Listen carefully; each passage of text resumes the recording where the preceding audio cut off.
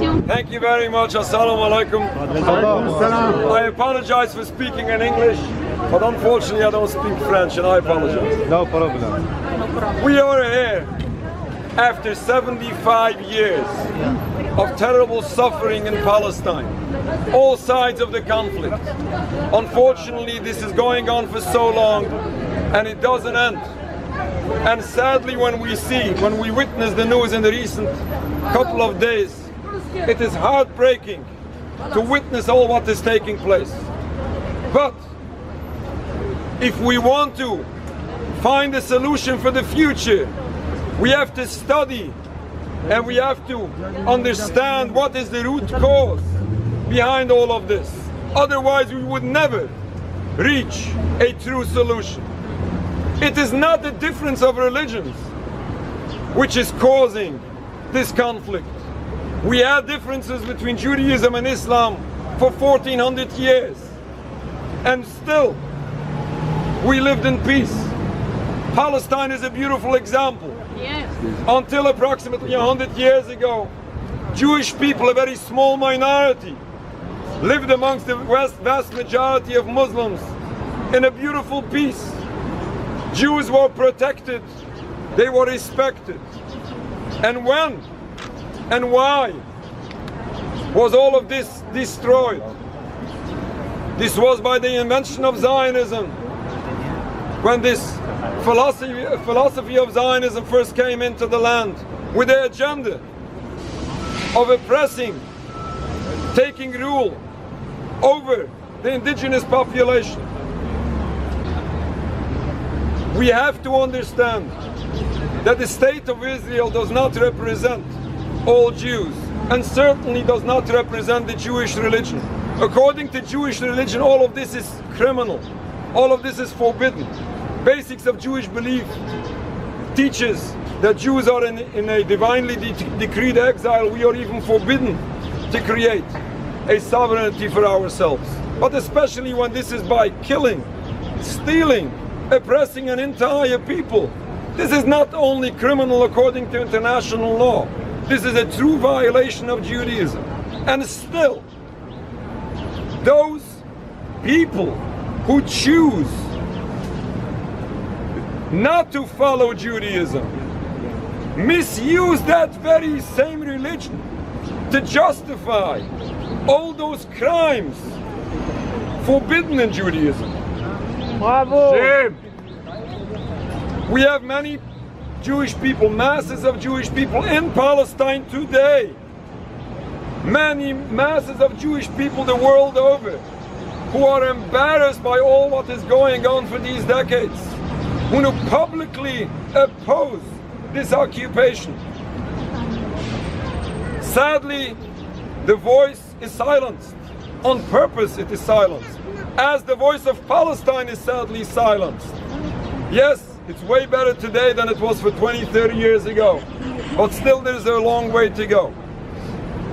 In order to reach a true peace, in order to reach a solution, a lasting solution, we have to address and we must address the root cause.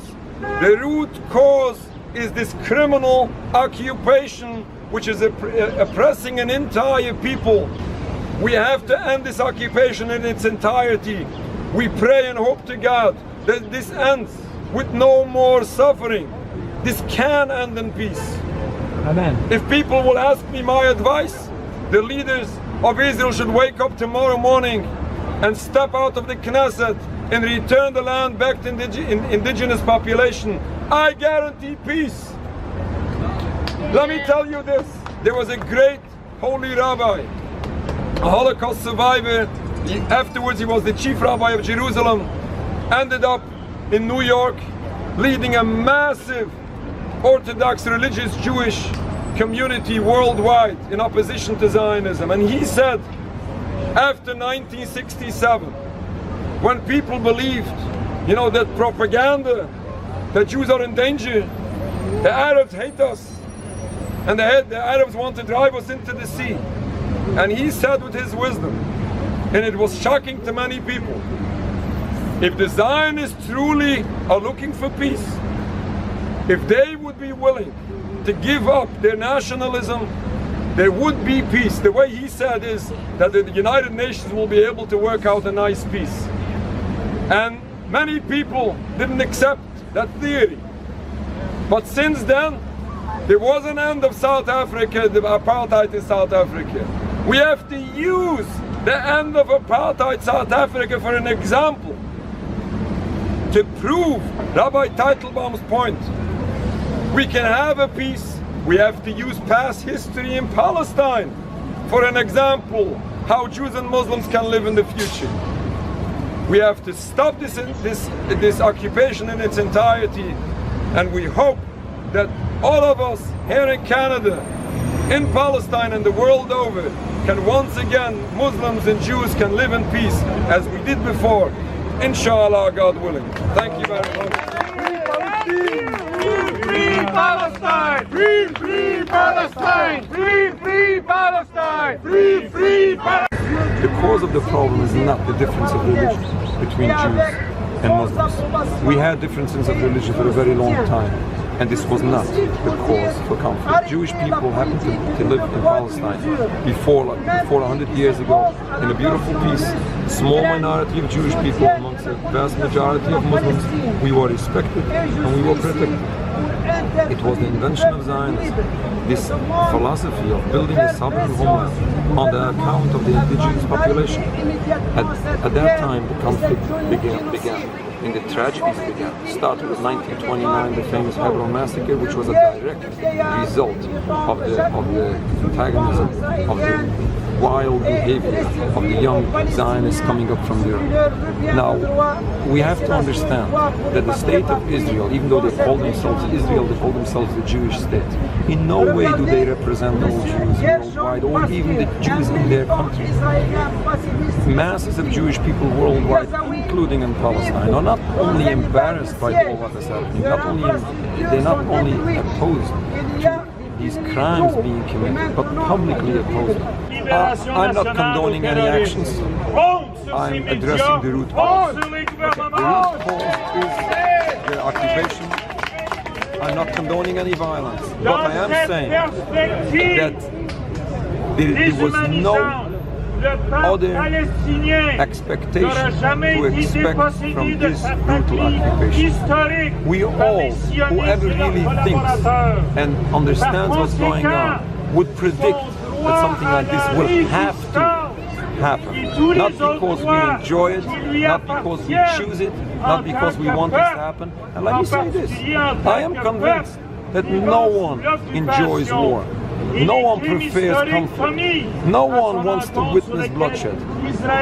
But unfortunately, this is a situation where peoples have been dragged into this catastrophe on all sides, which is bloody, painful, sad, and disturbing to everyone when we see everyone suffering. I am calling for the solution, and for the one and only path to the solution is to end entirely the obstacle to peace, to end entirely the root cause to all of this, which is the Zionist occupation of Palestine. This occupation has to stop in its entirety. We have to get back to how it was in the very beginning before Zionism came in. If we stop the occupation, we can once again see, witness that beautiful peace that did exist. Let's hope this be in the future. And let me be very clear. This is going to be in favor, obviously, of the oppressed Palestinian people, but will also be the safety and security for the Jewish people. So many people back in the Holy Land in Palestine today prefer to be under a Palestinian rule rather under the state of Israel. The state of Israel is a uprooting of our religion and a danger to our people, in addition to the terrible danger to the Palestinians. Thank you very much. Thank you. When we face hatred, we face it that our blood is being spilled in Israel. Why? Why were these people without killed? Israel? Why? We wouldn't even be existing. Why? Oh, that's nonsense. That's nonsense. Why? Who's going to take Tell me why these people were killed in Israel. Can you explain me the reason? Why? Yes. Because they were killed by barbarians. Why? Why would they kill? What's the reason behind it? Let me tell you. The reason behind this is because there is an occupation of Palestine going on for over 75 years. Yeah. Jews lived in peace in Okay, Palestine. do you know your Bible? I know my Bible and I know so my what? Talmud. Where were the Jews? Where were the Jews? And where were the Jews placed after 210 years after the building of the temple? Where? And they were placed in exile. Don't you confuse the Jewish religion? No.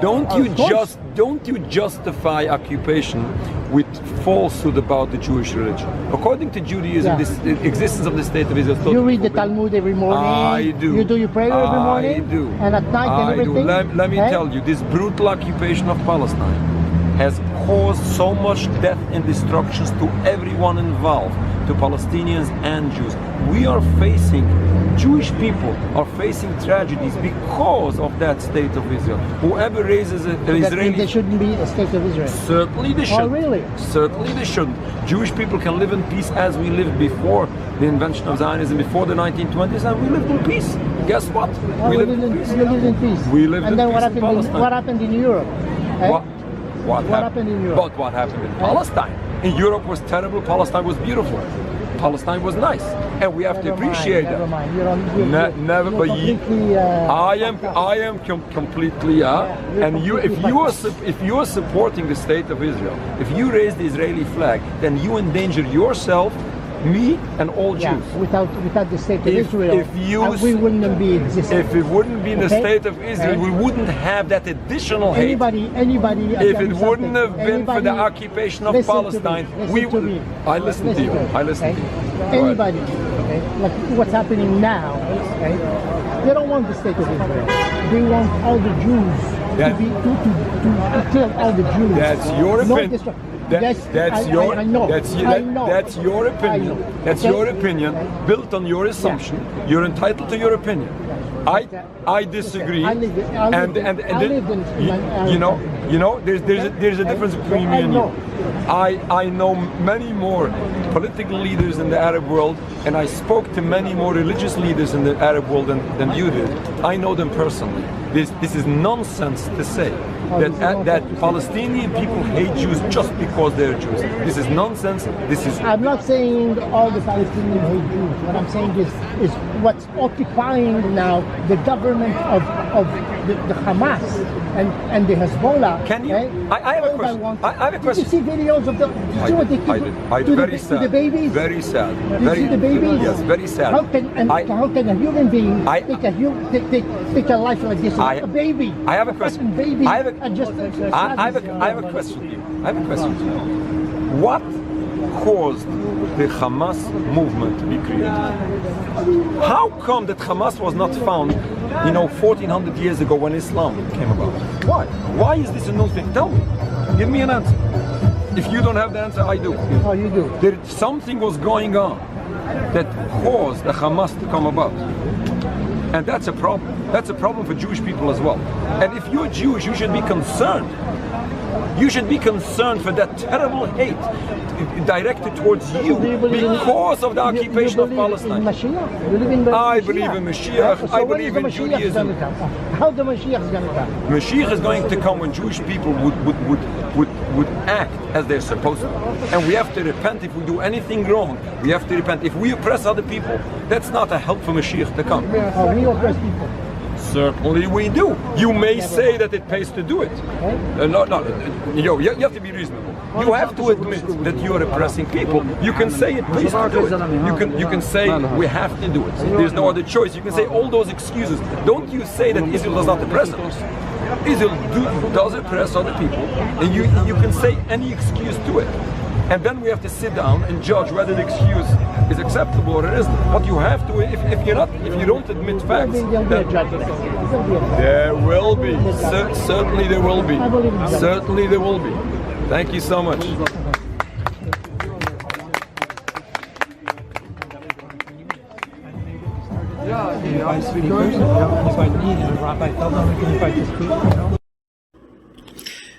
The event that you just saw took place on October 11th, 2023, downtown Montreal, Quebec, Municipality of Canada. Now, if you didn't realize it yet, what you at the very beginning, Dr. Weisfeld helped Rabbi Feldman get up there, on the platform, and at the end you see him saying something. I don't know what the context is, but you see him saying something to somebody else in regards to Rabbi Feldman. So you see Dr. Weisfeld at the beginning of the video and at the end of the video. This is because Dr. Weisfeld and Rabbi Feldman actually go back quite a ways. In fact, that's not a secret to this channel. To those who have paid attention to this channel, that was one of the first things that this channel pointed out, was that Dr. Weisfeld and Rabbi Feldman, have very warm relations. They're, well, they're both Jewish, and they both oppose Israel. While Dr. Weisfeld is seen for political opposition, the fact that he's Jewish means by default there is some sort of religious incentive, because mind you, the Jewish nationality is a cultural religious one, and that's regardless of whether you actually still believe in Hashem or not, because the Torah culture is what's predominant in this. So that statement is very important. Rabbi Feldman is fearless. I love Rabbi Feldman. Now, I think that I should now bring us to the next video, which is from Democracy Now!, which came out on October 18th, 2023. The transcript reads, medical workers in Gaza are racing to treat survivors of a massive explosion Tuesday at Al-Ahwil Baptist Hospital, where displaced people were sheltering from Israel's unrelenting attacks, when Palestinian officials say an Israeli airstrike hit the compound, killing hundreds of people. Israel denied responsibility, blaming a failed rocket launch by militants for the blast. Israeli strikes had already damaged the hospital once before and have killed medical workers and struck other medical facilities since it started bombing Gaza in retaliation for a deadly Hamas raid into Israel on October 7th. Quote, as a physician, I'm afraid if I now leave and go to work, my hospital is going to be hit as well, end quote, says Dr. Haman Allo, an internal medicine and nephropathy specialist at Gaza's Al-Shafia Hospital, which is the largest hospital in Gaza. He describes now almost 40,000 people are seeking refuge outside of hospital buildings in Gaza. This is outrageous. That is, it's just so interesting how Israel has no accountability, but Palestinians retaliate out of desperation because of the worst conditions, some of the worst conditions on the whole planet. And, there is more than accountability. There's, like political beratements, like sanctions, demonizing, dehumanizing. It's just incredible. Anyway, this documentary, this Democracy Now! Clip came out on October 18th, 2023. And I think that it smooths out the truth rather than what the Zionist propaganda outlets say. Palestinian officials are accusing Israel of killing over 500 people in an airstrike on a hospital in Gaza City, where thousands of civilians had sought refuge. Israel's denied responsibility, claiming the explosion was caused by a failed rocket fired by the militant group Islamic Jihad. Palestinian officials have blasted Israel's claim, pointing out Israeli military had already hit the hospital just days before. This is Dr. Fadel Naim, head of the orthopedic surgery department at El Ahli Hospital. I will describe what I saw myself. I was in the surgery department and I just finished a surgery and I was about to rest before my next surgery. Suddenly we heard the sound of a huge explosion. In the beginning, we thought it was one of the explosions we hear all the time. We didn't think it was in the hospital. Then people came to the surgery department screaming and yelling, asking us to save them, telling us they were injured and dead people. It was a shock for everyone. The hospital was full of dead people, injured people, and body parts. People were crying and screaming. We tried to give first aid, but there were more injuries than we could handle with our limited resources at the hospital. Many people were martyred. Some of them were alive. We saw them alive and breathing, but we could not do anything for them. They died in our arms. We saw them. The blast came just hours before President Biden landed in Israel for an unprecedented wartime visit to Israel, where he met with Israeli Prime Minister Benjamin Netanyahu to express U.S. support for Israel. Biden placed the blame for the hospital strike on Palestinians. I was deeply saddened and outraged by the explosion at the hospital in Gaza yesterday. And based on what I've seen, it appears as though it was done by the other team, not you. Biden said it appears it was done by the other team, not you. Earlier today, UN Secretary General Antonio Guterres called for an immediate humanitarian ceasefire in Gaza. For an immediate humanitarian ceasefire to provide sufficient time and space to help realize my two appeals and to ease the epic human suffering we are witnessing. Too many lives and the fate of the entire region hang on the balance. On Tuesday night, Democracy Now!'s Messiah Rhodes spoke with Dr. Haman Ola, an internal medicine and nephrology specialist working in Gaza City at the largest hospital, Al-Shifa, which is around 5 miles away from Al-Ahli Hospital, where over 500 Palestinians died in an airstrike. Dr. Alo said an earlier Israeli airstrike had hit Al-Ahli Hospital days before Tuesday's devastating blast. This is a Baptist hospital. Am I clear enough? A Baptist hospital. This is definitely something not related to Islam or to whatever extremist group some people consider. So it is a very old hospital, aged more than 100 years. So it is situated in a very densely populated area. It was hit the day before, but patients, refugees, and staff couldn't simply leave the hospital. So you're saying that the hospital was hit before? Yeah, it was. And then when it was finally hit again, the toll is rising now to more than 800 lives lost. And what if this is going to happen in other hospitals, in bigger hospitals? The massacre is going to be worse. There will be no safer shelter for all patients. As a physician, I'm afraid if I now leave and go to work, my hospital is going to be hit as well. And we have, for example, in terms of dialysis, we have only now 5 hospitals providing hemodialysis service. What if nurses are afraid of going there? What if patients are afraid of going there?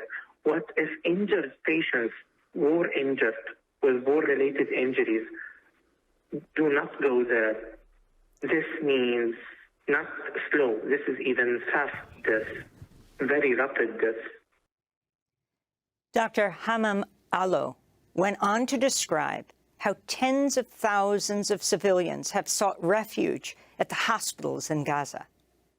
In Al-Shifa hospital, there are almost 40,000 persons in the outside the hospital buildings. They came looking for safer shelter away from their high-risk areas. Those are in addition to the patients now living in the hospital hallways. Wherever you go, no matter what ward you go to, there are a lot of people sleeping, kids, women, ladies, elderly patients. Some of them are immunosuppressed They are living in the hospital hallways, so you can barely even walk through the hallway because of people actually living there for more than a week, and you can't just simply ask them to leave so you can walk freely because they have no safer shelter, and many of those lost their homes now. So this is their new home. So if you could imagine the amount and the magnitude of transmissible diseases and infections. Speaking of which, yesterday I met the first patient with a disease called leptospirosis. This is a bad disease that we usually get from poorly hygienic living circumstances transmitted by rodents and sewage water and dirty drinking water.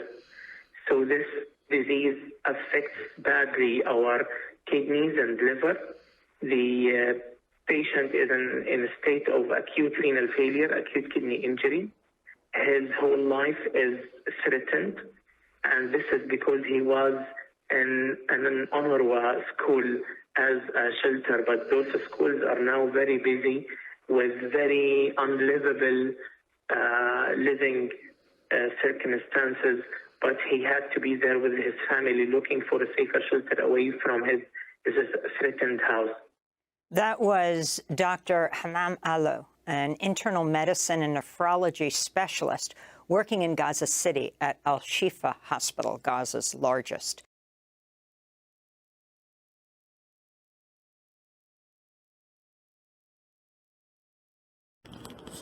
Joe Biden is truly scum.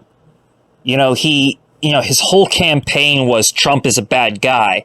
And what do you think the actual Israeli equivalent to Donald Trump is? Benjamin Netanyahu. This is just amazing. So this next video comes from the PBS NewsHour. It came out on October 16th, 2023.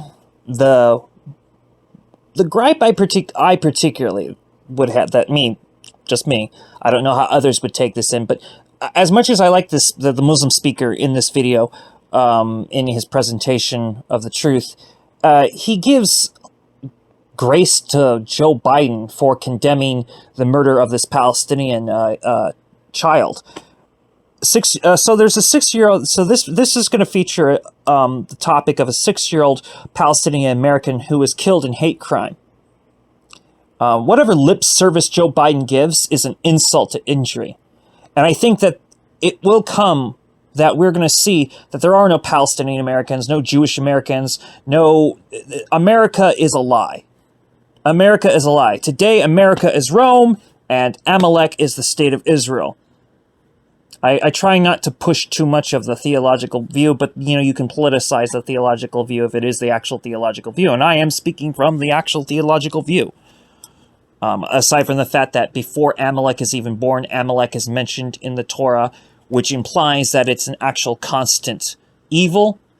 If you get into what Amalek represents, Amalek is an infiltrator. It's so appropriate that he's a child of Abraham, grandson of Esau.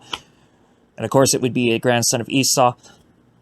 This is also why I think the Zohar is necessary, because the Zohar takes the characters and it more talks about how God thinks, rather than making you assume that these are completely historical events. And even if they are, it wouldn't be verbatim how it happened.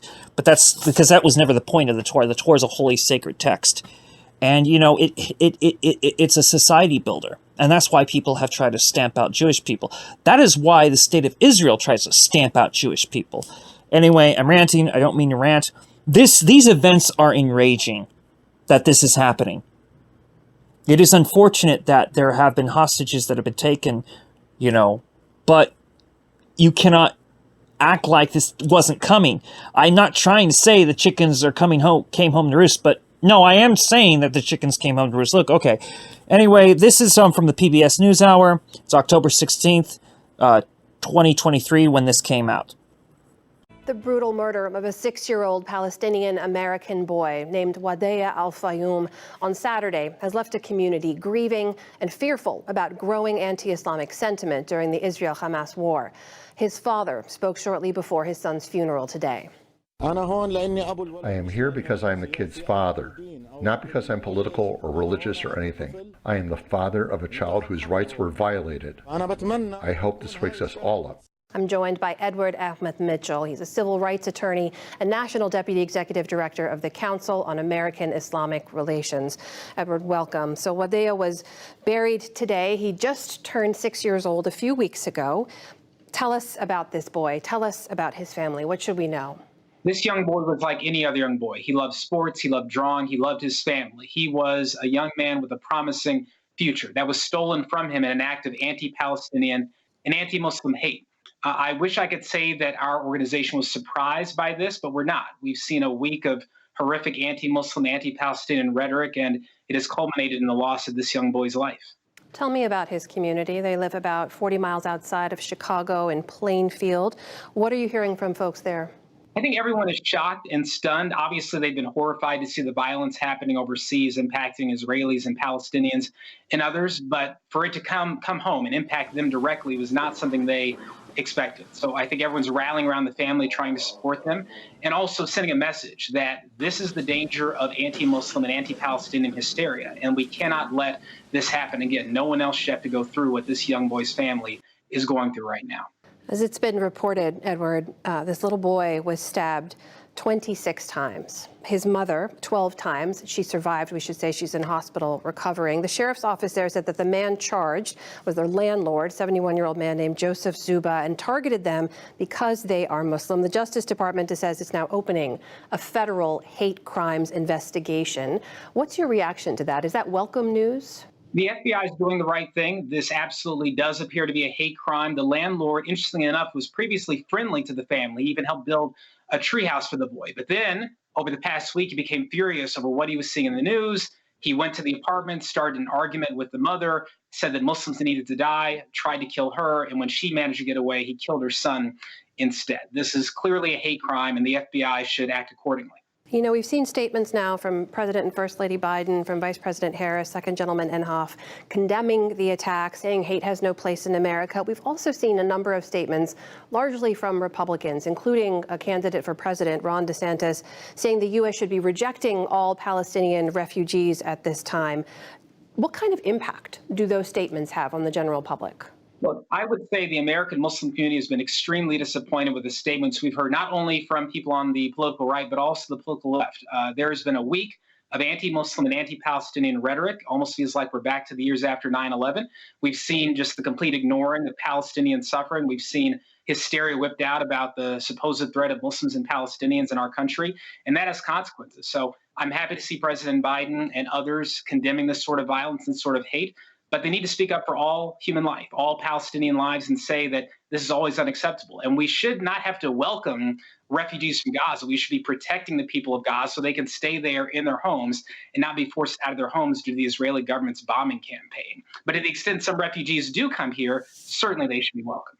Edward, as you know, there's been a generation of Muslim Americans, of Arab Americans who know how fast and how dangerously anti-Islamic and anti-Arab rhetoric can take hold and spark violence. We saw that after 9/11 here in the United States. Israel has now called this attack by Hamas their 9/11.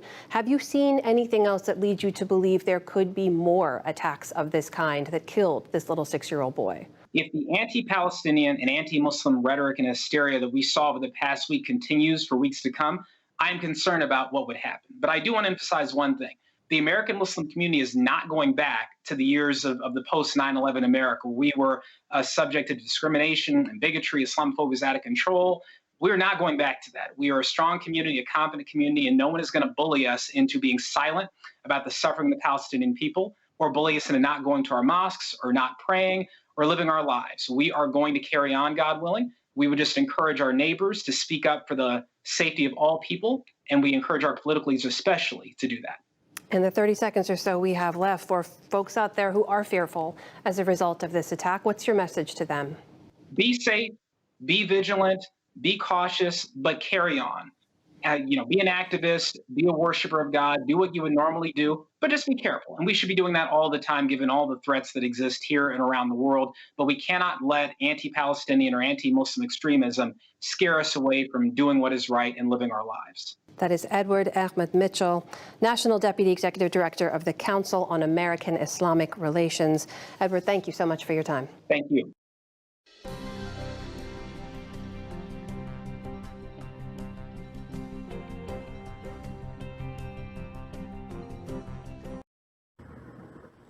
Yeah, as I had said before, the lip service to Joe Biden was really, really saddening. But that was overall a very good report. It is very sad what happened. Not enough coverage is given to this. There's been some coverage of it, but there's so much more sympathy to the poor apartheid state of Israel that, and here's the thing.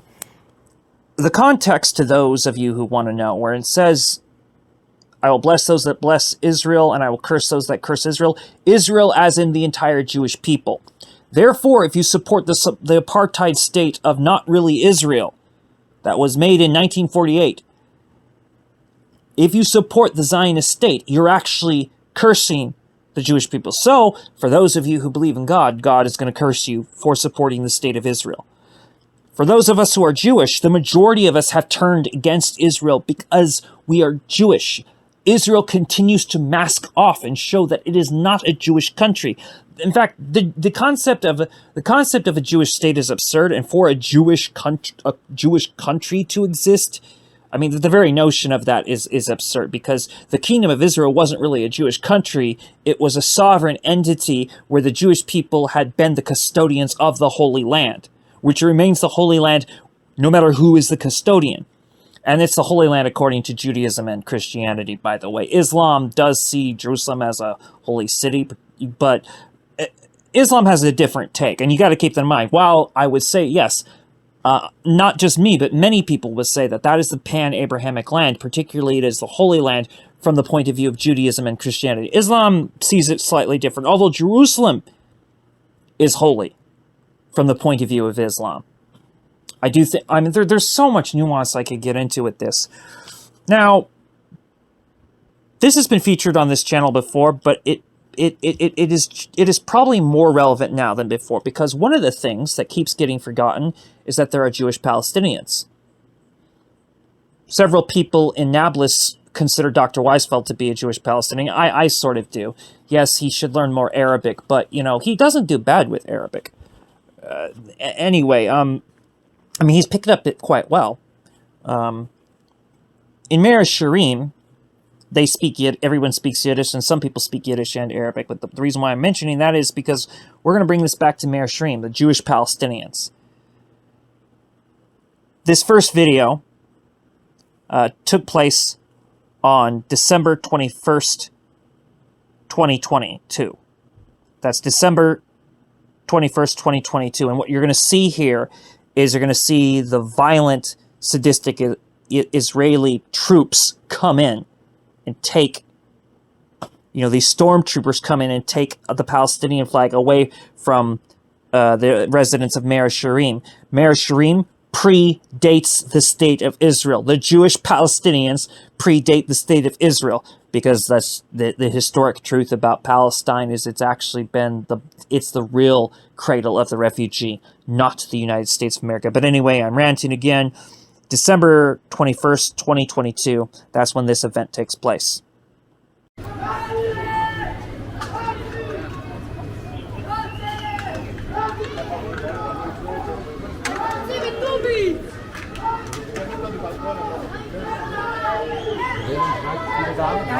Ja, opnemen die Fenner, opnemen die Fenner. Opnemen Fenner, dat die ganze meisje. Ja. Die Fenner, die Fenner.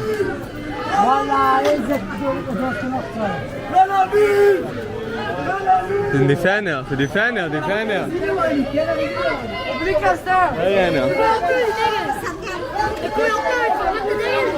Die Fenner, die Fenner. Was? Was ist da? Ja, wer? Leider? En ik heb me kom maar even voor zijn. Ja, zo kan.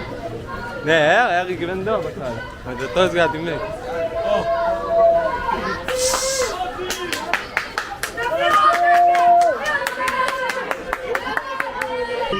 Esta me dispiste, me da essa gente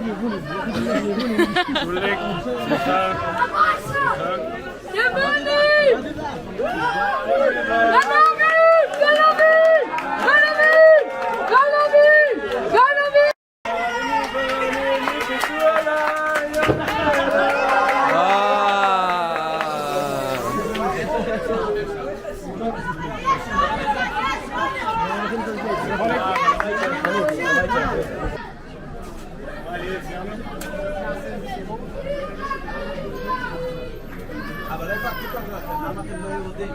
למה רק זה מעניין אתכם בתור יהדות? למה רק זה מעניין אתכם?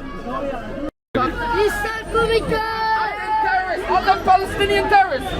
That's why they Palestinian.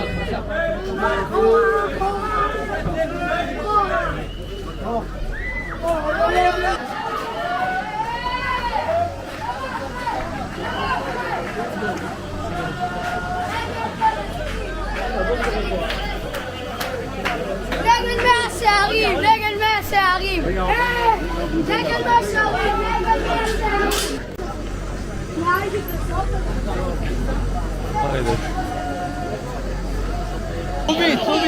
טובי!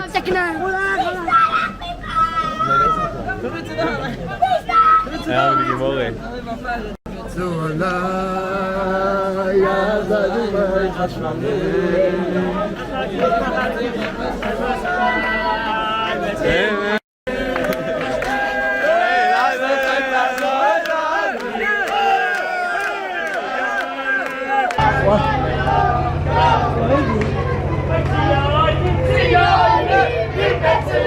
Aqui no final, eles estão levando aqui no final. Aqui no final.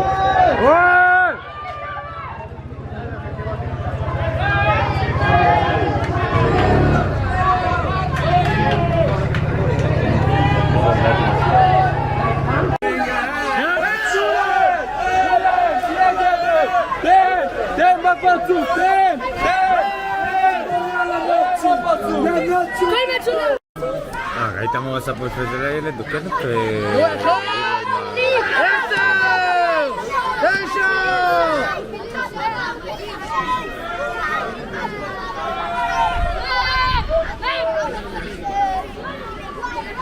וואי, הוא מגיע עם התיק מהחיידר, אה?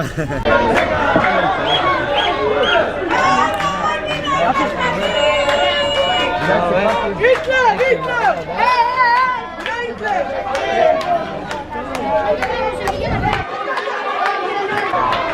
הלו!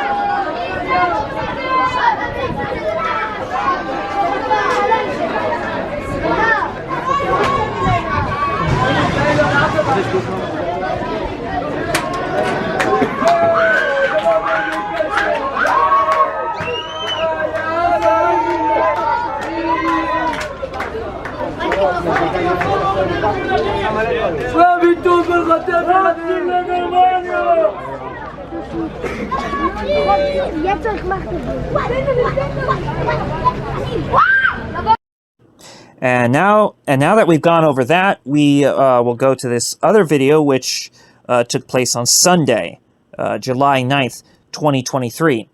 This time, the Jewish Palestinians fight off successfully the Israeli stormtroopers, and they keep the Palestinian flag flying. I think that you even hear the word shishka said in here. By the way, shishka is and I hope I'm pronouncing it correctly. If I'm not pronouncing it correctly, Dr. Weisfeld is free to, correct me. But shishka is a Yiddish term which, as I understand it, it means basically a non-Jewish broad, that's, appealing to you or to the site, but, is dangerous because not Jewish, therefore not kosher. It is typically a derogatory term, which I do apply, which I actually You know what I love about this, though? I used to apply this to Israeli women in uniform. I have never respected these Israeli women in uniform. They're very brutal. Sometimes they're more brutal than the men. Probably because they have a lot to prove to their male masters. Yes, I'm saying that their feminism is pretty much that they bow down to the male superiors that, you know, they have to answer to. It's kind of like how when black cops have to beat black people more than white cops to prove themselves to their white masters. It's the same principle. Anyway, this video, the actual event took place on July 9th, 2023. July 9th, 2023, and this time they actually managed to defend and keep the Palestinian flag flying. Long live Meir Sharim. Long live the Jewish Palestinians of Haredim. Long live the Jewish Palestinians of Meir Sharim. Long live the Haredim. Long live the ultra-Orthodox Jewry that everybody slanders. And, you know, long live Palestine. Long live Palestine. Long live the West Bank. Long live Ramallah. Long live oops, I almost said something I'm not supposed to say. But long live Gaza. Again, this video takes place at July 9th, 2023. And it is very important to see that this victory in Meir Sharim did take place.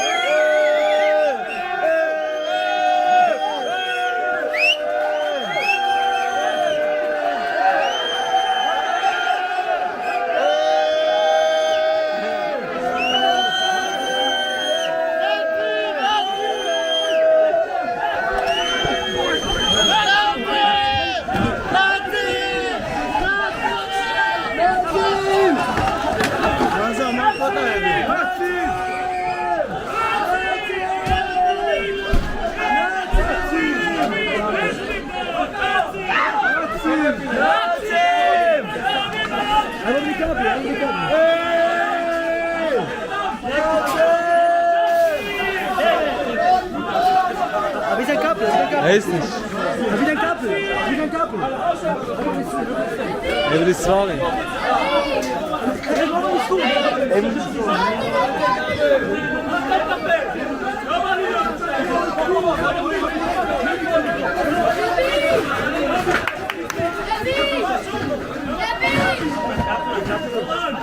Einer ist der Kappel und.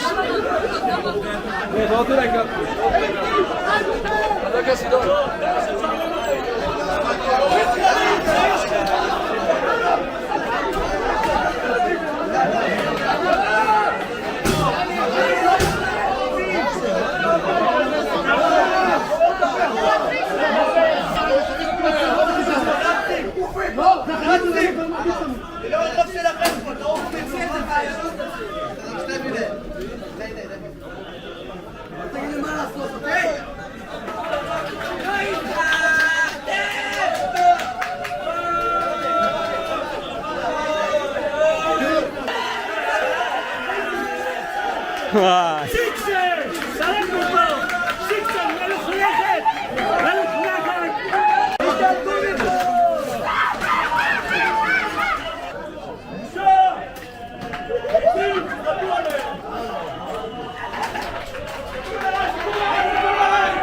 Wir kommen nicht da rein.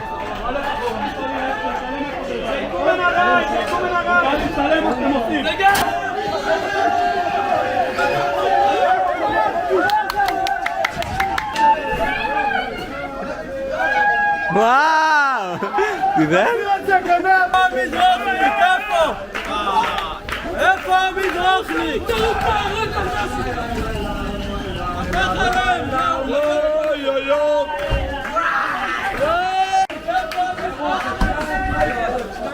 Even op die...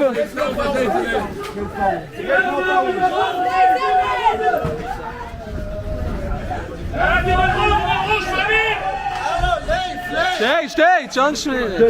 Ja. איפה המזרחניק? מחבלים!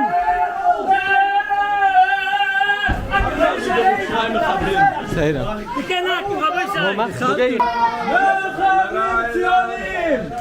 מחבלים ציונים! מזרחניק מחבל! מחבלים ציונים!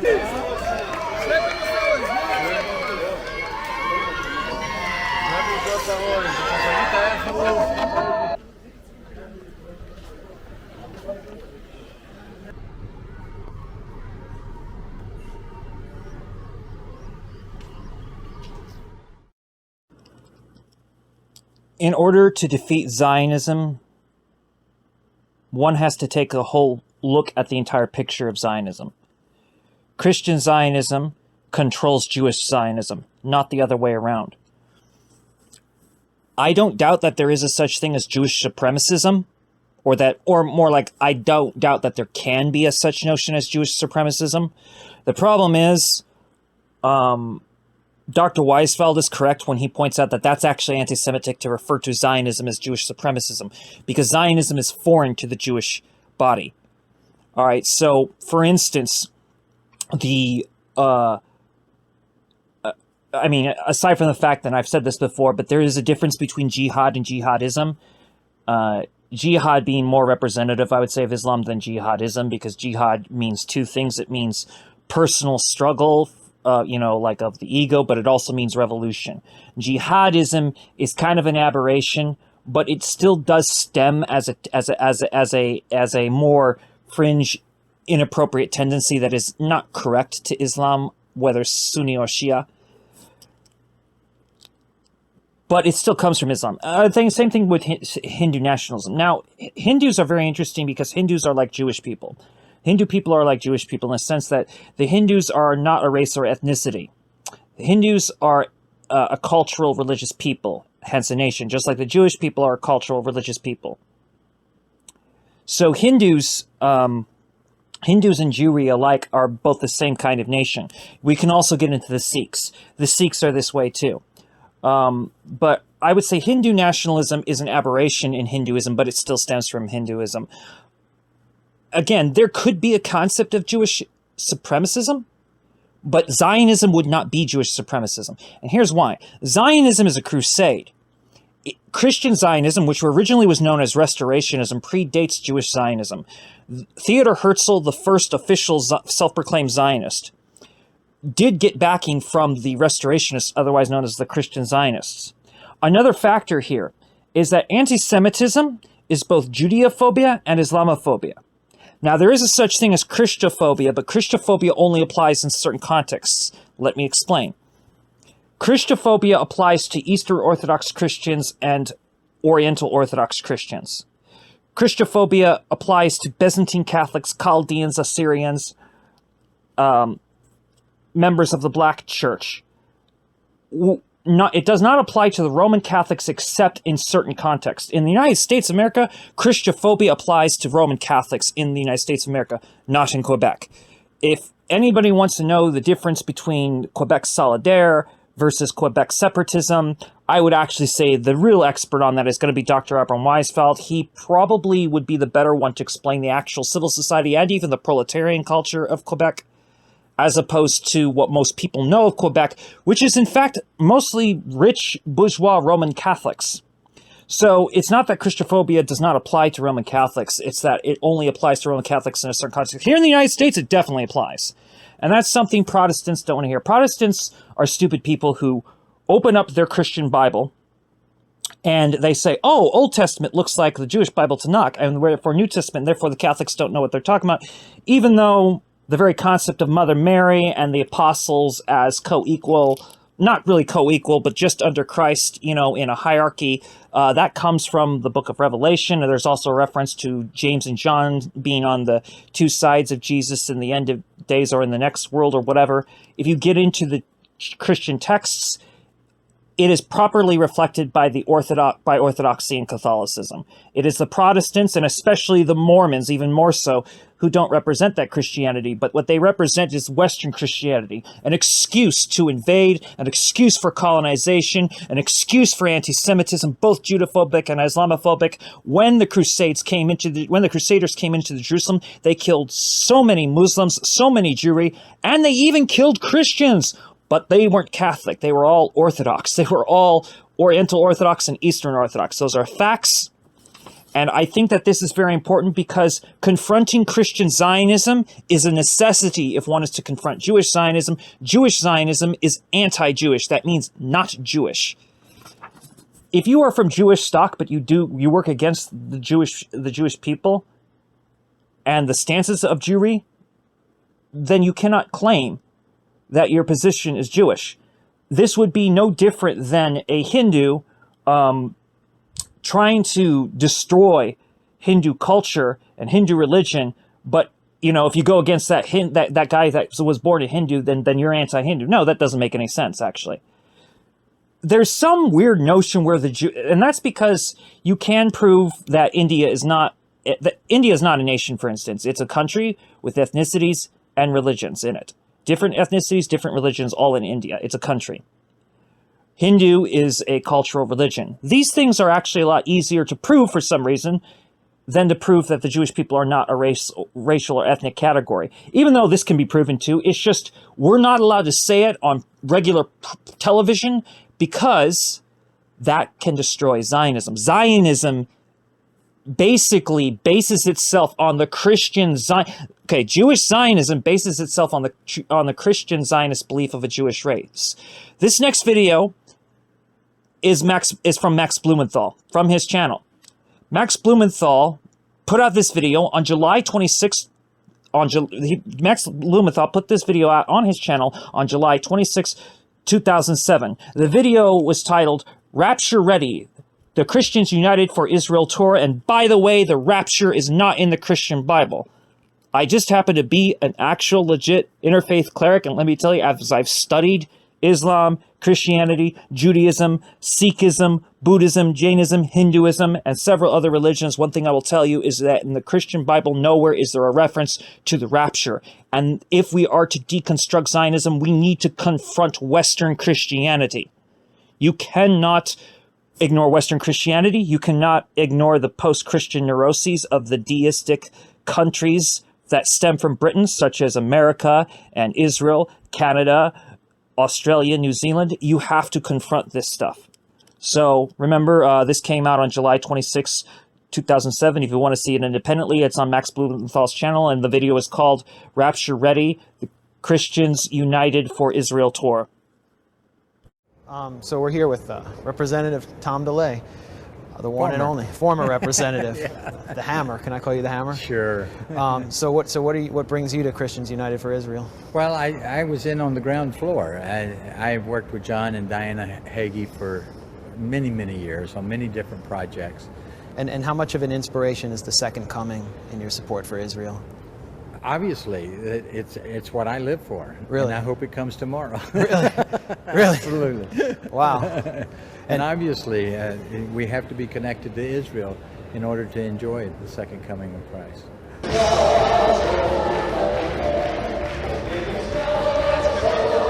On July 16, 2007, thousands of evangelicals flocked to Washington for Christians United for Israel's annual Washington Israel Summit. Founded by Texas megachurch pastor John Hagee, Christians United for Israel lobbies Congress for an expansion of Israeli territory and a unilateral military attack on Iran.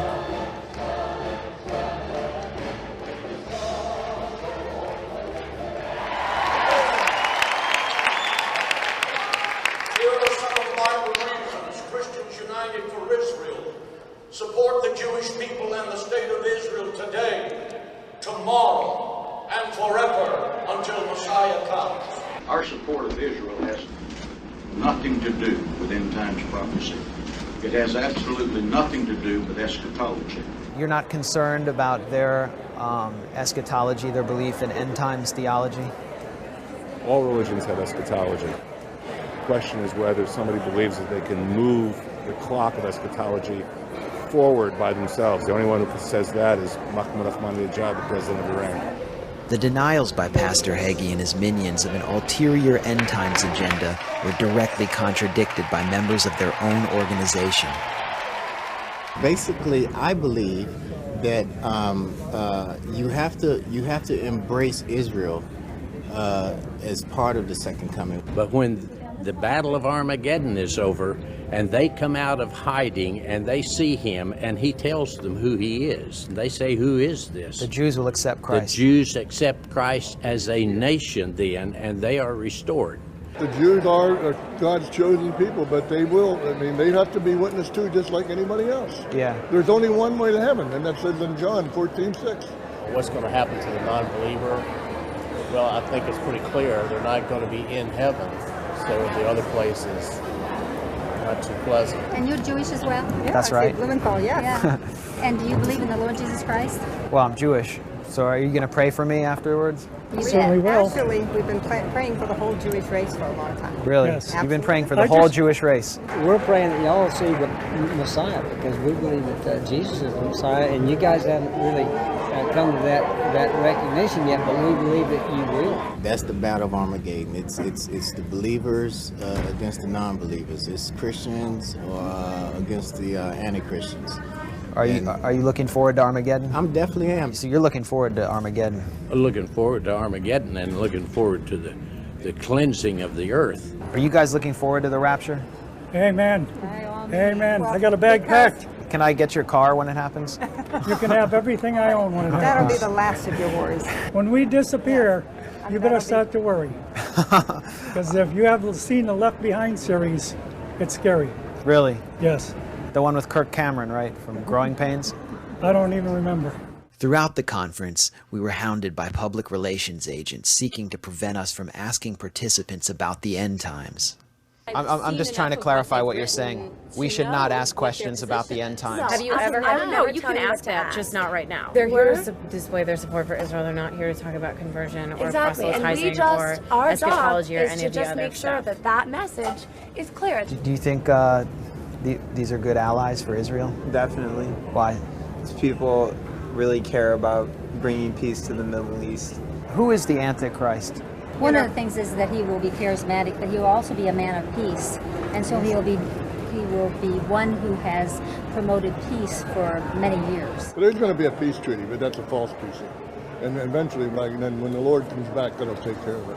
The one who forces Israel into a peace treaty with the Arabs is the one who is, you have to watch out for. Is the beast. Right. It says, they stand there and their bones will be standing in their flesh and their eyes will melt out of their sockets. That that was prophesied way before we even, started over here. And that's the bombs, that's the atomic bombs. The atomic bombs the nuclear. From Iran? Yes. Or nuclear, anybody. It could be anybody. Right. Therefore, it is time for America to embrace the words of Senator Joseph Lieberman and consider a military preemptive strike against our land to prevent a nuclear holocaust in Israel and a nuclear attack on America. Of all the congressmen and diplomats who lined up to pay fealty to Pastor Hagee, Senator Joseph Lieberman received by far the best reception. I want to take the liberty of describing Pastor Hagee in the words that the Torah uses to describe Moses. He is an Ish Elohim, a man of God. And those words really do fit him. And I'd add something else. Like Moses, he's become the leader of a mighty multitude, even greater than the multitude that Moses led from Egypt to the Promised Land.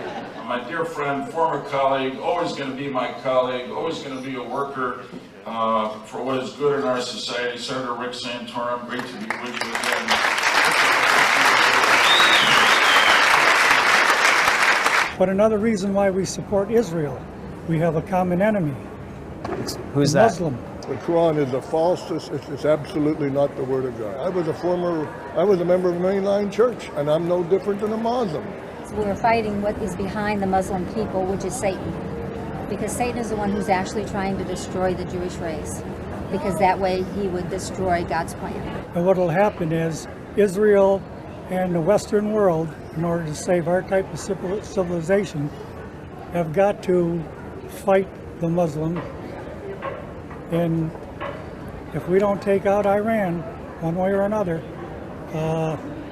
if we move out of Iraq, the Muslims are going to take over and they're going to follow us here. Make your checks payable to CUFI, Christians United for Israel.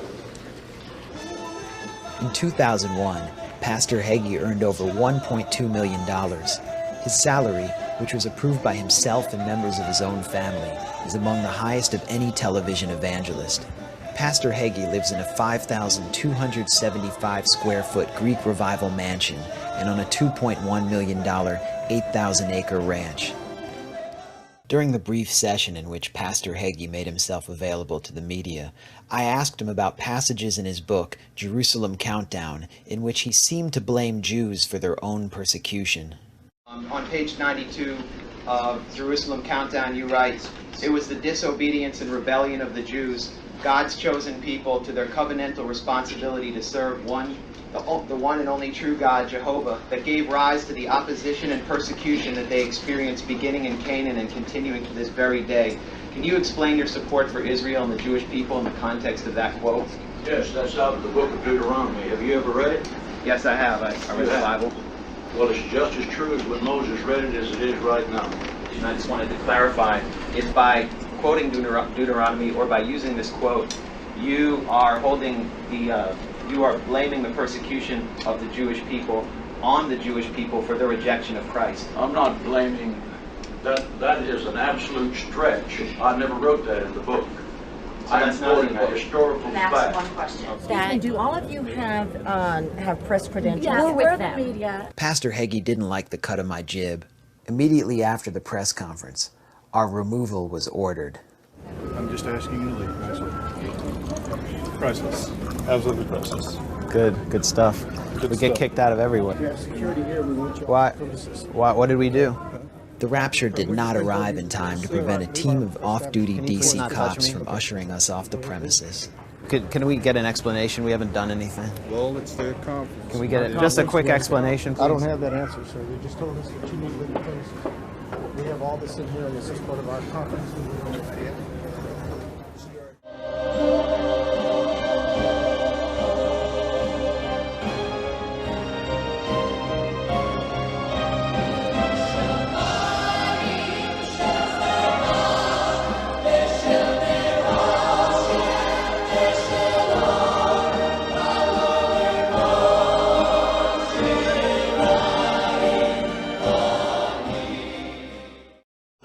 Okay, and now we bring ourselves to what I think is the real gold of this two-parter. Just like the previous video, we're going back. We're going back to see Dr. Avram Weisfeld, the Jewish Bundist, and Steve Struggle, the badass Black Panther, as they continue the conversation in the Here and Now podcasts on Dr. Weisfeld's channel. Also, they are always reposted on the Panther Power channel for which has been very useful in bridging the gaps between Black and Jewish relations, also making it easier for Jewish Blacks to voice themselves, and both of them deserve our gratitude. I bring you now to this presentation with Dr. Weisfeld, the Jewish Bundist, and Steve Struggle, the Black Panther. Here and now, and this is urgent. This is war. Here we are in the midst of a second war, which is part of a third world war, it would seem. Yeah, I think that's a good way of putting it. You have the Ukraine, you have the struggle right now in the West Bank, and who knows what else may jump off any minute now. It's because of the West Bank, on the confrontation in north there where I was, in Nablus and in Jenin, which I passed through, is that, they shifted the soldiers from Gaza border to the West Bank in order to cope, with all the confrontations there, okay? So they had about 12,000 soldiers in the West Bank, and around Gaza, it would seem they only had the number of soldiers that were at that rave party. They were probably all soldiers, having a good time. I saw a video of one woman soldier, wearing her military pants with just a bra for a top, smashed out of her mind on ecstasy, dancing away there. Pretty good too. And in the background is the Palestinian gliders coming in, to, attack the military base that they were next to. They were from the military base. Well, I think that the defeat of the Israeli army on that day, and they were defeated on that day, there's no doubt about it, indicates the determination of those soldiers to let the years and decades of humiliation and oppression of that community be thrown back in the faces of the army barracks, wherever there were forces of oppression, or those who benefited from the oppression of the Palestinians. They felt it on that day, and they will never live down the humiliation that they suffered that day. It's an incredible revolutionary impulse, historic occasion. It's unprecedented that, such an oppressed people could be so strong at the same time.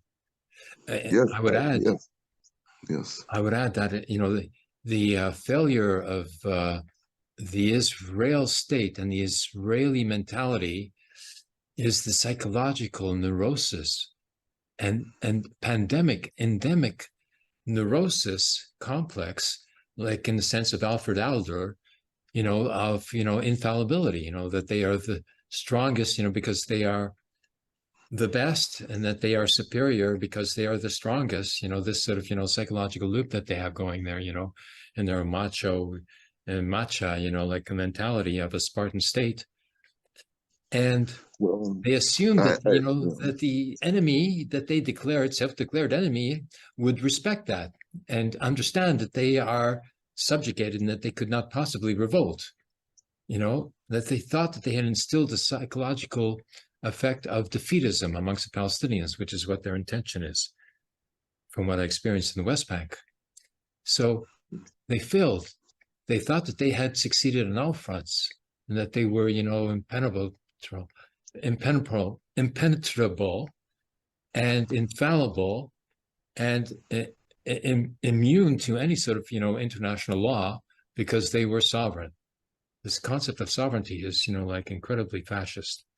And now they are, in a government, except for one opposition leader, Lapid, who refused to join in the war cabinet, which included Blinken from the United States, in the war cabinet, that they're going to eradicate, the northern stretch of, the Gaza Strip now, not even giving them much of a chance to leave, to whatever, and this was pre-planned. I've seen the map, where they had planned to send the Palestinians to in the Egyptian territory on the border, with Israel on the south there. This has been planned, since long time, and it was supposed to be planned together with, the Egyptian regime, of the old regime before the revolution from the Muslim Brotherhood. And now they're bringing it back. And this current Egyptian military regime, so far is not going along with it. They're not allowing, the Palestinians to get into Egypt, because they know if they get into Egypt as refugees, that they're never going to be allowed to get back into Gaza. And Egypt doesn't want to have, 2.3 million, Palestinians, in Egypt, who are, not subject to their law, basically, and they're armed, like it would be, a revolutionary, core to the Egyptian revolution itself, just like it was in Lebanon, it would be a repeat, so they can't, sort of allow it, for many geopolitical reasons like that. It's an incredible situation. And they're going, yeah, they started the bombing already. I'm so disturbed, but we had this magnificent demonstration yesterday. That's really the solution, to such, stress and trauma, is to go to a demonstration. There was more like 5,000 at least, I couldn't count the number of people, like I was doing a video, on my phone, for it, on Facebook, you can find it there still. And, it was unending, my battery ran out, I couldn't, film the whole thing. It was incredible. And all along, people were chanting, spontaneous indignation. And a majority of them were women, like, because it's the women who are being targeted now. Like, incredible. And then the baby story, like, it was all started by the settler, confirmed by, like, the military media type. And then, the prime minister of Israel, and then it goes up to Biden, and this is already the justification for genocide, because they have no other choice. Look what they did. And as it turns out, the babies that are being torn apart are the Palestinian babies now, by 548 the last time I looked. Well, I tell you something. The imperialists and their imperialist allies in Israel, you see, there's an issue in the West that I think this is going to have to make us confront. You mentioned it. You mentioned a few minutes ago the concept of superiority, and we are victorious, and we're Spartans, and we do this and we do that. One analyst here in the U.S. shared with us on the internet that the Israeli army, except for maybe its quote-unquote crack troops, are averse to being injured. They're averse to injury. And I haven't seen that even among the Ukrainians or the Russians. I haven't seen that. They don't mind getting injured or dying, really. So they're a different kind of warrior there than they are in Israel. I didn't see the aversion to taking a wound or losing a life from those militants who staged that attack 2 weeks ago. They had to have known they might not make it back. Yet many of them made it back, amazingly. But when it comes to injury and death, it's okay in the eyes of the United States, France, Great Britain. Don't know where Germany sits on this. They probably feel the same way. Italy. It's okay if women, children, babies, the elderly, animals are wiped out with U.S.-made Israeli bombs. It's okay. Their lives are meaningless.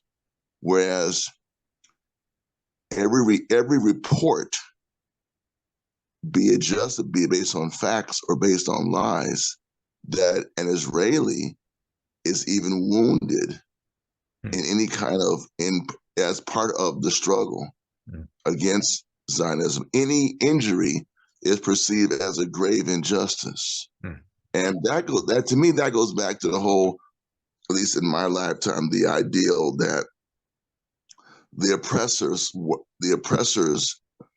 life and property and human life is more valuable than that of the oppressed, and that the oppressed have no right. The oppressed have no rights that the oppressor has to respect, but the oppressor has rights that the oppressed must respect. And to me, that is the hypocrisy of even within the opposition to the Israeli military assault.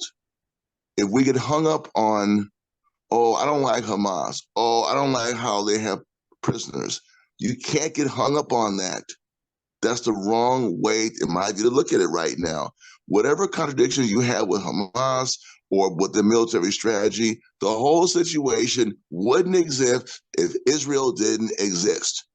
The basis of the problem is Israel and its Zionist settler occupation of the Palestinians and how they pit Palestinian against Israeli with their whole mindset and structure.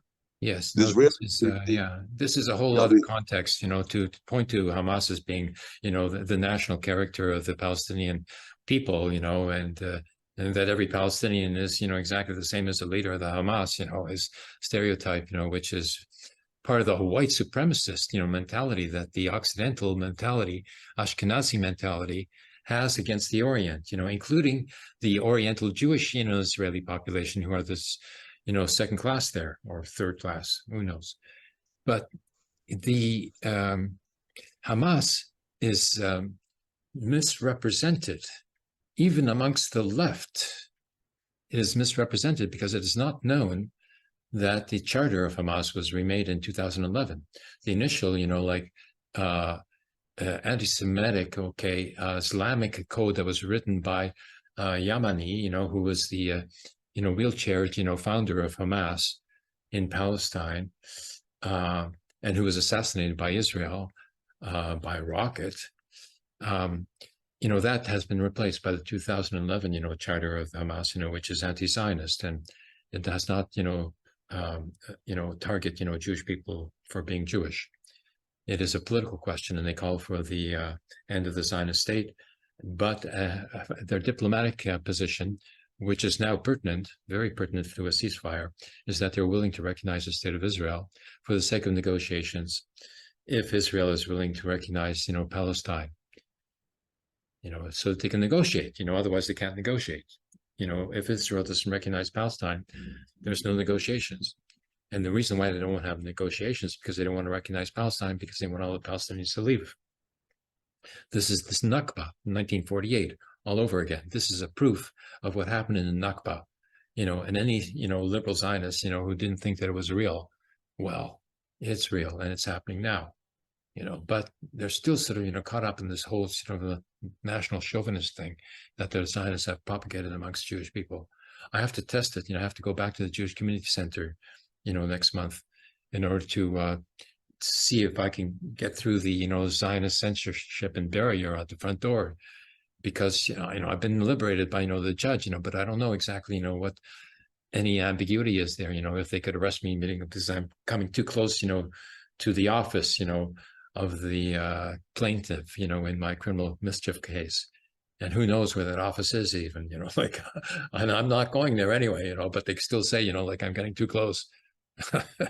It's incredible, how bizarre, Kafkaesque, this is becoming, and we haven't even set a court date yet. That'll be on the 30th of October. So the storm of media attention that took place, both on Wednesday and yesterday. Wow, I've never seen that before. It was even more so on Wednesday, both the French and English, television medias, which I don't even have a television, and I don't even know what they actually disseminated, but there was interviews with everybody, and they were going around, like it was wonderful for them, to get, firsthand interviews with Palestinians, But so we've made a breakthrough here, and also there's an international revolt happening too. The international revolt of all these demonstrations, pro-Palestinians, the solidarity demonstrations calling for free Palestine, calling for the recognition of Palestine by the respective governments in which the demonstrations are happening, all throughout Europe, every capital, even in France, in spite of, the ban on pro-Palestinian demonstrations in France. And in England, they're trying to ban the Palestine flag. They're saying that the Palestine flag is supposed to be declared to be anti-Semitic, like Corbyn was declared to be anti-Semitic for no good reason. Incredible, And then in North America here, we've had this demonstration in Montreal I haven't seen since the demonstrations against the war in Iraq. This is huge. And New York had, New York was filled. I haven't seen reports of other places as well in North America. But this is just... I want to comment on that. And this will probably be a different viewpoint. I think that the demonstrations are important, but they're not getting covered here. There's no news reports of them, period. None. And they're very small. Okay. Just like they are small. To me, a demonstration of significance is 5,000 to 500,000 people. That's significant. Not because I like those numbers, but there are 300 billion people in the country. I want a demonstration to have at least 1/10 of 1%. Okay, so I want at least 30,000 people. Because then that will force the media to generate interest. The media does not, I mean, we have Democracy Now!, we have Pacifica, we have other left or liberal left voices, but even a rag like Daily Cost, which is an online nonprofit, they don't cover the demonstrations. Because the reason that they don't is they don't do international news. Well, no.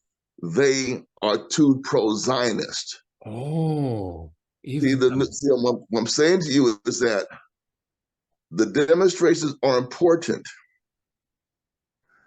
but we have to figure out how do we make the demonstrations reach critical mass so it starts to change people's opinion. The news media is pro-Zionist. They're not going to let the Palestinian cause be heard. As far as they're concerned, you can carpet bomb the West Bank, Gaza Strip, and it's okay. There is an implicit bias against the Palestinian struggle in the West, in my opinion. You've shown it with the outrageous claim that the Palestinian flag is a sign of anti-Semitism. It is not. But that's because the ideologues of the West, through Tel Aviv and London and Washington, D.C., have determined they have to demonize the Palestinian fight. So demonstrations are important. We should demonstrate. I'm not saying don't demonstrate. We have to determine, though, what is the purpose of a demonstration? What is it to get media attention? Is it to organize our forces? I mean, whatever it is, let's make sure why we're demonstrating, what we want the outcome to be. Because right now, media will not cover it. They will not know there's something in downtown LA today, or downtown Denver, or downtown San Francisco. You might get a reporter. You might get a local station to cover it. You might. If you do, you're lucky. They don't want it to be known because the United States and the West want to make sure that the rights of Palestinians do not ever come into play. For example, let me give you an example. And I don't even want this, but why are there no airlifts of Palestinians out of the Gaza? I mean, why? Well, we gotta get them out of here. We gotta show some support, right? Yeah. Bring them to the USA. Exactly. Bring them to the USA. Yeah. Bring them to Palestine, UK. Texas. Palestine, Texas. Wherever. I'm just saying that's not even something that you can even discuss. Yeah. So I'm saying when you have a situation where clearly there's a refugee crisis being created, clearly, there's no doubt about it. And no Western power, to my knowledge, I'm not saying no power to my knowledge, from China, Russia, to my knowledge, I could be wrong. China, Russia, Australia, Canada, UK, Germany, Italy, France, countries in Scandinavia, Norway, Sweden, Hungary. Nobody's saying y'all can come here. Germany, nobody's even offering. Well, I'm saying when you see that, that means these are international personas non grata. This reminds me of the Crusades. You're not welcome here. This is like the Crusades, when it's reported that when they occupied Jerusalem, the blood of Muslims and the Jewish people flowed together ankle deep in the alleys of Jerusalem. So that, to me, that's, if there's any reason to demonstrate, any reason to be on social media, if there's any reason to hope to get a letter to the editor written in a paper, if there's any reason to have a Zoom meeting where that can't be Zoom bombed, is to promote the right of the people of Palestine even to exist. Yeah, this is like now. This is like the Christian song, "Onward, Christian Soldiers." So there you go, marching on to war because of Jesus. Yep. And that's what's happening. And that's what's happening right now. Yeah.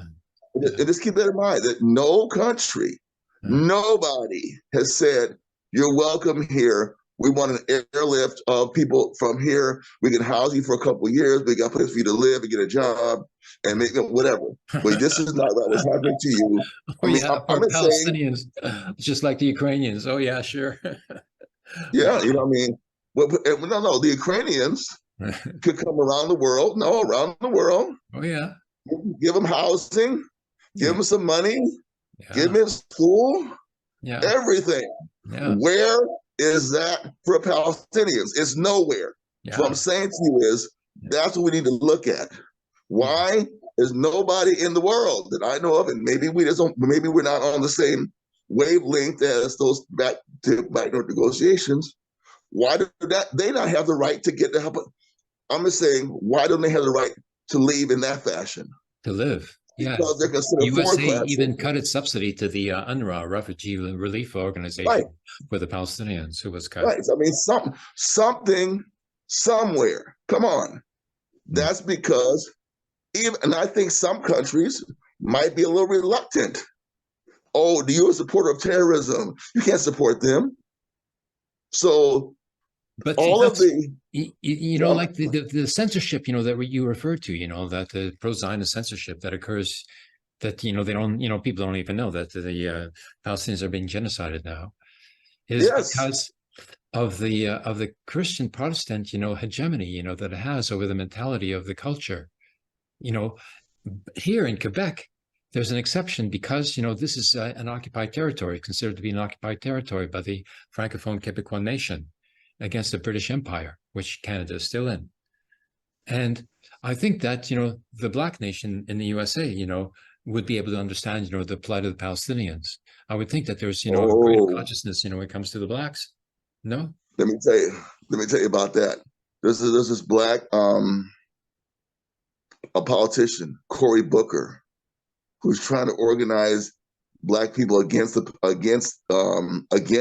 actually the Palestinians by being anti-Hamas. He's a shrill of the AIPAC, the American Israeli Political Action Committee. He's gone on TV and say, "I'm a Black man and I'm against this and I support Israel." But you're right. I think if we go to the core of the Black nation, not the periphery, not the entertainers, not the sports speakers, no, not them, but the workers, the prisoners, the youth, whether the youth grew up in a two-parent home, one-parent home, grandmama home, or foster home. What's happening to the Palestinians has never been missed by legitimate Black organizations that are tied to freedom. We've always embraced them as our brothers and sisters, and always embraced them, and they've always embraced us. And that's why I'm saying this. Why do they not have the right to repatriation as a refugee to Europe or the United States? Because they're considered third-class citizens. That's why. It's the only reason why, man. They're not even considered worthy of being repatriated. Just kill them or let them live in a tent. Yeah, that's what's going on. I think that let me mention something else to you. I hate to interrupt you. There's a guy named Lindsey Graham, U.S. Senator from South Carolina. He said recently, "This is a religious war. Do what you can to wipe them out." Whoa! Yes, he did. I'm not misquoting him.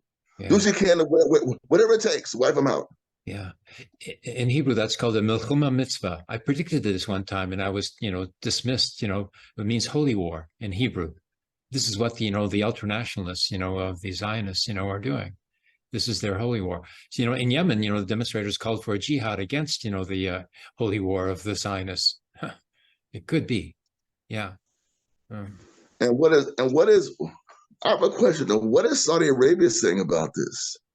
I don't know what Lebanese government, Jordanian government, Egyptian government, Can you give us any sense, or maybe I shouldn't ask you, because why should you know and not me? But I have not had a chance to study their positions, their State Department statements, things from the newspapers, etc. No, it's what they haven't said that's important, because they haven't said that they're going ahead with the normalization with Israel. They refuse to recognize Israel now. They can't. Before they were negotiating, trying to see if Israel would stay out of, like Sector A, in the West Bank or something like that, some sort of concession in order to justify, the Saudi Arabian recognition of Israel. But they didn't get that. And now, the normalization is certainly going to go ahead, in the face of all the protests that are happening. They would be exposed, as being totally defunct and irrelevant and historically unnecessary, by that point. Even to, their own entourage, they would, couldn't face a scandal like that. No way. This is, epic, very epic here. And if, Israel does, send in the ground troops, into Gaza, they're preparing the way, because normally, their military strategy is to flatten the place first, and then send in troops, because the troops are, the most precious thing that they have, the pillars of the state and all that. Except if they get captured. You're not supposed to get captured, you see, according to the Israeli military. So if you do, you're subject to the Hannibal policy, the Hannibal Code, which is that if you're captured, rather than, you being forced to be exchanged, for Palestinian prisoners, you will be left to die. And in fact, they will actually bomb you. They've actually bombed, already, 13 Israeli hostages have been killed by Israeli bombs just in this last week. I didn't know that. Incredible. Hannibal Code is what it's called. It's supposed to be secret. But they will, they couldn't care less, about their soldiers' lives when it doesn't serve the interests of the state. It's a state So you're saying, therefore, there's a secret code that is the basis for the activity of the Israeli army, that if a soldier is captured or wounded and left without support, that they will kill the soldier as opposed to the soldier being captured, cared for, healed, but also held as a prisoner for exchange. I see. Oh, no, no, only if they're captured, as a hostage, then they're subject to being bombed. Okay. But then Hamas at one point, threatened to cut the heads off a hostage if Israel bombed, any civilians in Gaza. And Israel has, but they haven't cut off the heads, so I think they backed off of that. I was going to say, since there have been mass bombings of civilians without question, and since those executions haven't occurred, one must wonder two things: were the soldiers and those being held prisoner killed? That's possible. Did they decide to not do that and try another strategy? That's possible. I don't see one of the two, because if they said they're going to do this and they don't do it, that means to me they either were killed in a bombing, the people who were going to do it, as well as the prisoners, or they decide this is not a tactic we want to use now. Let's do something else. Precisely, yes. Because, with the Hannibal Code, it was pointless, like why kill a hostage when Israel is going to be doing it in any case, like Israel places no value upon the hostage. So for them to kill the hostage would have no effect because of this Hannibal Code thing. So I wish we get this known. I wish we get this known more, what you just said, because that's important, because a lot of things people don't know. For example, there's an analyst out of the Donbass. He's an American guy, and his view is that the geopolitics of the Hamas attack were based on what you just said, to undermine the Israeli-Saudi rapprochement. That was one of the reasons, to make sure that Saudi would be under great pressure to not do that. That's true, because at this moment, why did it happen right now, except that there was the holiday and the soldiers were partying and raving tripping on ecstasy, but, the international context, was imminent, that they were going to be discussing, negotiations. So yes, they stopped it for sure. Right. And what I'm saying also is that people on the left and the protests against the Israeli attack have to keep in mind the international context of what occurs here. We tend to not have a good geopolitical analysis or outlook. We're just upset about what happened, which is good. But how do we prevent it? And why did it happen? We have to talk about that because there's always a why to these things. There's always a why. Yeah. Oh yeah. What I wanted to say before, was that I could see, how, black people living in a ghetto that is occupied by the police force, to which they're subject to, being shot and killed, for some unknown reason, is very much like, what they could perceive, the Palestinians to be subjected to, especially in the West Bank. That's what it is. The military comes in, like at any time, especially at night, to pick up people and, add to their collection of 5,000 prisoners. So it's, there's mass incarceration, in the United States. How many prisoners are there? I saw a figure like 8 million or something like that. Is that true? I don't know. We can find out, but it's a hell of a lot. Million. And remember, also the immigrants being held in U.S. prisons pending deportation. Remember them? Held in private prisons. Private prisons. Immigrant held by the Geo company. I think they're descendants of Pinkerton or Burns Security Company. So you also have them. Private prisons also with that whole migrants. Wow, that's a lot of millions of people. That's like a whole mass of people that can form a revolutionary corps. If we could get to them, and if they can get out. Yes, we have to get to them. It's the same thing as the Palestinians. Same problem as the Palestinians. It's very parallel. It's very parallel. I keep saying it's very parallel situation. There are some differences historically, but the same racism and classism and sexism and superiority that the American ruling class has over the black and the brown and the red nations. The same type of superiority and thinking and behavior and practice that the Israeli Zionists and their settler supporters have over the Palestinians. It's very similar. I would add, on top of the Anglo white supremacism, that was carried into the United States as foundation, there's also the German white supremacism that is, nearly an equal weight, of population in the American population, but which has a much greater, control over territory in the central United States. This is a very, strong, two-legged, form of white supremacism that is both Anglo and German Prussian, the Prussian mentality, of purity that Hegel talked about. It's an incredible, phenomenon in the United States.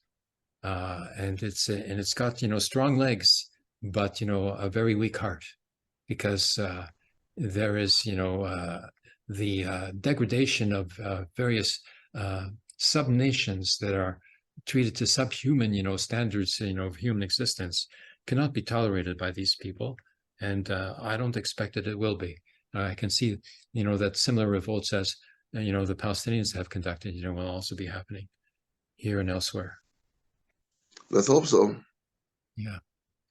This is good. Okay. One wonders, what's going to be happening in the week to come. What with 2 U.S. aircraft carriers, off the coast of Palestine, what is this, are they that afraid of Hamas? So, what's going on here? Let's see what's going to be happening there as well. Okay. And also 2 U.S. proxy wars. One led by Israel, one led by Ukraine, both getting money, both now fighting for who's going to get the money and the arms. That's kind of unprecedented also. So pathetic, capitalism is such a selfish, system that it, destroys itself and eats itself from inside. It's just incredible conditions.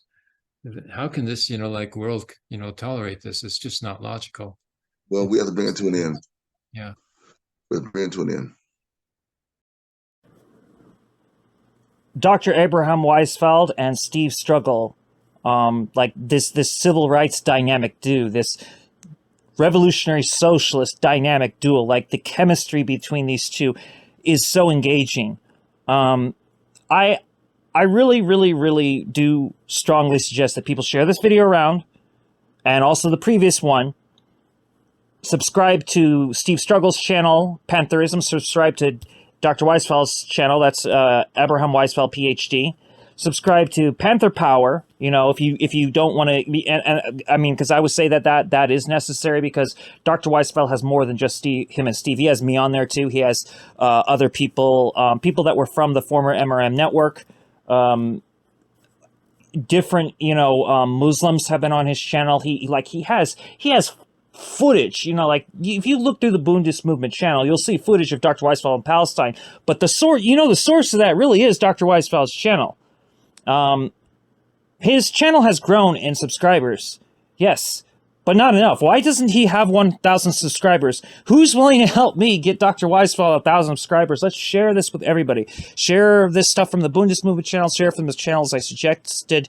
And I'm going to now bring this to its conclusion with AJ Plus. This video from AJ Plus came out on December 5th, 2022. Slight correction, this AJ Plus video came out on December 12th, 2022. The one that came out on December 5th, 2022 was the one from the previous video. I apologize, I made a slight error, and my if I had a better editor for this, I'd make this smoother. But I hope that this video has come out very well. Please enjoy the final presentation from AJ Plus, which came out on December 12th, 2022. Israel is God's chosen people, always have been God's chosen people, always will be God's chosen people. In my last video, I walked through Bethlehem's walled-off streets and met Palestinian Christians fighting to stay on their land. But I kept thinking about how some of Israel's biggest supporters back home are not necessarily American Jews, but evangelical Christians. Most Christians will tell you, well, we love Israel because God says, I will bless those who bless my people. So why do American evangelicals support a state that directly hurts Palestinians, including their fellow Christians? You have my sisters and brothers who are supposed to be my support, actually doing all their best to support the ones who are oppressing us. And it makes me angry.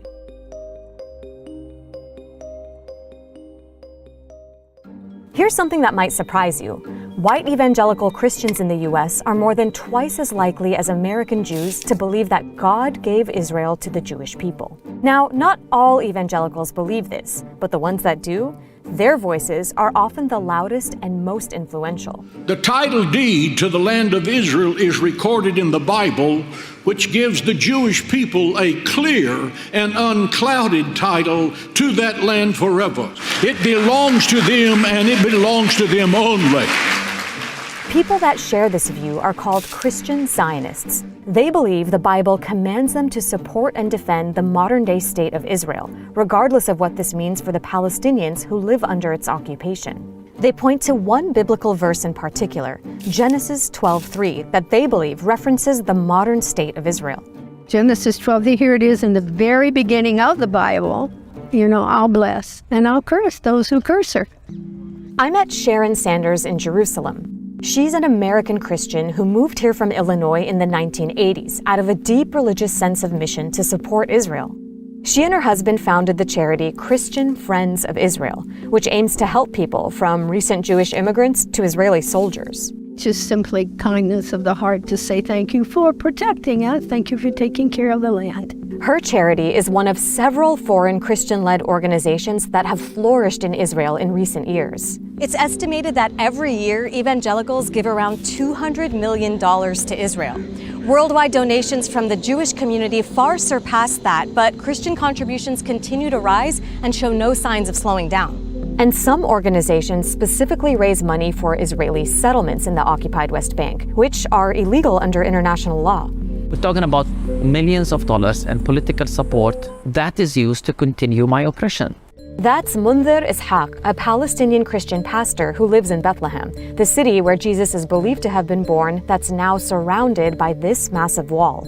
It's one of the most imposing parts of Israel's military occupation of Bethlehem and other Palestinian territories, an occupation that's now over 50 years old, meaning several generations of Palestinians have never known freedom. When you support a specific state who has racist policies and is enforcing an apartheid state, that would be unbiblical in my mind, right? That wouldn't be loving thy neighbor as yourself. You know, we read the same Bible, but then they are using the Bible as a weapon against me. You know, we Christians call the Bible Injil, the good news. So they've turned the good news into our nightmare. Why is their read of the Bible so different? Evangelicals read the Bible in a very literal and simple way. They believe that you have to bless Israel so that God blesses you. So it's like Israel becomes a gauge of whether you receive blessing from God. You know, it makes me wonder what kind of God they are meeting in the Bible. The God I meet in the Bible is a God of love, is a God of peace. They see in it an image of God who's a tribal God who favors one nation over everyone else based on a promise that's thousands of years old. But for Christian Zionists like Sharon, that promise is prophecy. Many believe that the establishment of Israel in 1948, which displaced the majority of the Palestinians who lived there, was all part of God's divine plan. We see all over God's word that the Jewish people at a certain point in history would begin to find their way back home. And we know that happened in May 1948 when the state became a real nation. And ever since then, the Jewish people have been coming home. It's a miracle, and we've been living in Bible prophecy ever since. Do you think Jesus, who preached love thy neighbor, would be okay seeing a wall dividing people like that and cutting off people from their land? He probably would have quoted Genesis 12:3 and said, I'll bless those who bless my people. When you're talking, I feel like there's a lot of support and elevation of the Jewish people having Israel. But doesn't that contradict the principles of equality that Christianity preaches? Well, then I think we'd have to go back to God and ask him why he chose the Jewish people. He chose them to be a light to the nations, according to his word. He chose them to bring the Messiah through. I think the key is study what God says, not what man says. To be clear, not all American Christians read the Bible like this. In fact, in the last few years, several prominent U.S. churches have come out in support of Palestinian rights, even endorsing the Palestinian boycott, divestment, and sanctions movement targeting Israel. But even so, the people who do believe in this prophecy have a huge following. And for them, it all culminates into a biblical grand finale called the end times. Somebody said, I want to understand the end times, where you just need to look at three things. You look at Jesus, you look at the Jews, and you look at Jerusalem. Many evangelicals believe that once Jews fully control the land, Jesus will return to earth and rapture Christians up to heaven. To believers, it's going to be a time of ecstasy and joy and excitement and glory. But to those who do not know him, it's going to be a day of judgment. If you're a Christian, you will not be around for the tribulation period. You'll be safely in heaven. And this tribulation period, some believe, is a violent and bloody war for those who remain behind. Jesus Christ will speak the word, and he will summon, in the most dramatic act of warfare in human history, he will bring about the slaughter of those who reject him. And in some interpretations, they believe that 2/3 of the Jews will die. So these Christian Zionists, not all of them believe this specific theology, but many of them do. You're promoting them to come to a specific location in order for them, or 2/3 of them, to die. It doesn't sound like a holy alliance. It doesn't. But this alliance is powerful. Millions of Christians in America and around the world now stand with Israel. Okay, pause. We're going to come back to Sharon, John, and Munvir in a bit. But first, let me tell you a bit more about this guy. Because to understand how influential Christian Zionists have become, you have to understand John Hagee. This Texas pastor is the founder and leader of Christians United for Israel, or CUFI, an organization that claims to have 10 million members. That makes Hagee influential outside the movement too, with lots of big-name friends in politics. Even though in several sermons, Hagee had claimed that Hitler was actually sent by God to force Jews to move to Israel. Then God sent a hunter. A hunter is someone who comes with a gun and he forces you. Hitler was a hunter. Why did it happen? Because God said, my top priority for the Jewish people is to get them to come back to the land of Israel. Wild, right? If that sounds cynical to you, well, it actually underpins Hagee's beliefs when it comes to Israel. For example, this dedication to protecting and defending Israel includes denying the internationally acknowledged fact that the West Bank and East Jerusalem are occupied territories. As we saw earlier, Hagee and many of his counterparts insist the Holy Land is actually promised to Jews by God. And so they want to see the West Bank remain under Israel's control, because it's a necessary step for Jesus Christ's return to earth. But neither the Hitler comments nor his viewpoint on the apocalypse have made Hagee a political pariah. Even Israeli leaders applaud and court the support of Hagee's movement. Now there are millions and millions of devout Christians who stand with Israel. So I want to thank you on behalf of all the people of Israel. One group that is less welcome at the Kufi conference is journalists. We sent a producer and cameraman to meet some of the attendees at the 2022 conference, but before they could speak to anyone, they were kicked out by security. Still, I wanted to know, why do so many Christians support the ongoing oppression of Palestinians? I attended a church service in Bethlehem, and I interviewed a pastor there who's really upset at American evangelical Christians for supporting Israel. What would you say to someone like him who's upset with you? Well, I'm sorry for that, but I've also lived here, and I also have seen why sometimes the rules have to be strong. Why? To prevent terrorism, to prevent death. You know, if you have to build a wall, if you have to build a fence, if you have to do whatever it takes to keep those who want to harm you or hurt you, then you do that to save life. Sharon's thoughts mirror the Israeli government's position, but in reality, the International Court of Justice has asked Israel to tear down that wall because it goes so deep into Palestinian territory, a land grab. So I'll say that Christian Zionism in general is a very colonial way of reading the Bible, and also a very white supremacist type of viewing of the Bible. It becomes easier to oppress the bad ones because they deserve it, because they brought it upon themselves. We can build a wall and lock them on the other side because they are the ones who are enemies of democracy and freedom, whereas ironically all we're asking for is our freedom. And for the Palestinian Christians who would say to you, we are actively being oppressed by the state of Israel, we're persecuted here, what do you say to them? I would say, take a look at the scriptures and love them, and be a blessing in any way you can, even if you're being persecuted. What did Jesus say? He said, turn the cheek. Do you think they should love their oppressor? I don't believe that Israel is oppressing them. The injustices Palestinians are suffering under Israeli military rule are impossible to deny. I witnessed and experienced many of them firsthand while reporting this series in the West Bank. There's some hope things are changing back home. Recent polling suggests that young American evangelicals are more supportive of Palestinians than older generations.